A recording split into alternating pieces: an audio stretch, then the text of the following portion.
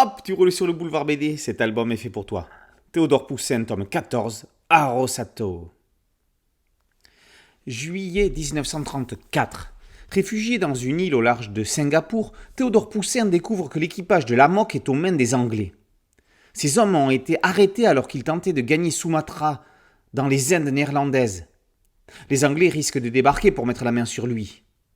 Avec Arrosato et Nana Sahib, ils doivent fuir. Leur seul échappatoire possible est de gagner les terres intérieures de l'île. Entre une nature hostile, des tribus guerrières et des soldats britanniques à leur trousse, il ne suffira pas de vivre, mais de survivre. Qu'il semble loin, le petit comptable de Dunkerque tiré à quatre épingles et bien propre sur lui. Aujourd'hui, Théodore Poussin n'a plus de scrupules.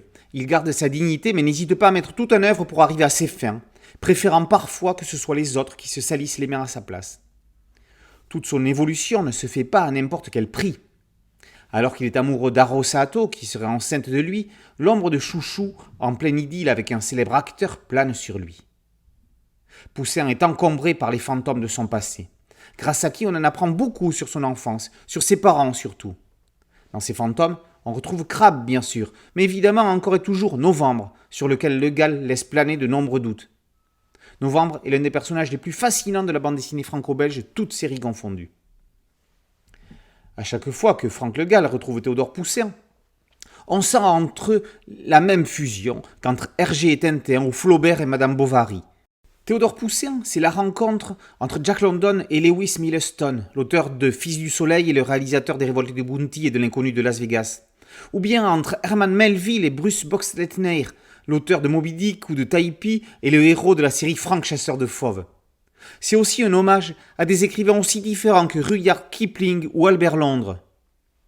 À l'heure où il faut aller tout de suite à l'essentiel, Théodore Poussin est une série qui prend encore son temps. Le Gall y développe ses talents de dialoguiste. Les couleurs en aplat de Robert Le Gall contribuent à faire de Théodore Poussin un grand classique de la ligne claire dans la plus pure tradition de Hergé et Chaland, même si dans cet épisode, le trait du dessinateur se charbonnise légèrement. Ce 14e album de Théodore Poussin aura été attendu pendant près de 5 ans. C'est peut-être le prix d'une telle qualité, mais on aimerait tellement le lire plus souvent.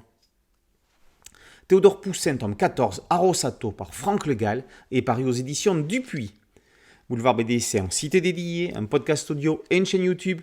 Merci de liker, de partager et de vous abonner. A très bientôt sur Boulevard BD. Ciao.